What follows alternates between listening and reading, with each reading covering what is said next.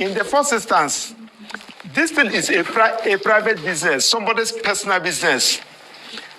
And he decides how, when, where, time to open and run his business. Now, nobody is coercing anybody in the market to sit at home. That is where the governor can come in. If there is some people that are forcing people to close down the market and sit at home, that is where the governor cannot come in. Okay. And the person who is forcing people to sit at home should be arrested. Okay. Now, if the market people on their own decided to sit at home on Mondays, that is their business. Because on each market and those private shops, they are somebody's private property. And they are running the business with their money. So coming to lock it up because they refuse to open market on Mondays, I think is executive recklessness. And the governor should be sued. And the action should be filed against the governor for taking such reckless decision. But then I'm wondering, does obeying a sit-at-home order, whether out of fear or coercion, does it constitute a legal offense by the traders? Of course.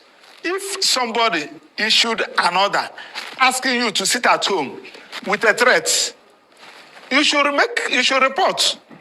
Because what I mean by you should report to the governor is that the security agents that this particular people are threatening us not to open our shop. You should report. And it left the security agency to provide security for you, work in that intelligence, look at those who are issuing that order and those who are enforcing that order and get them arrested and deal with them in line with the law. You cannot ask the people to come up. Probably somebody is threatening them. And you fail to address all those issues. The people that are threatening them. And you're asking them, forcing them to sit at home. I'm not if Lawyer Nnamdikanu Lawyer, but ka get the point in peak labor. Do you understand what I'm saying? Now, also that now the person who is forcing people to sit at home should be arrested if I be fogu.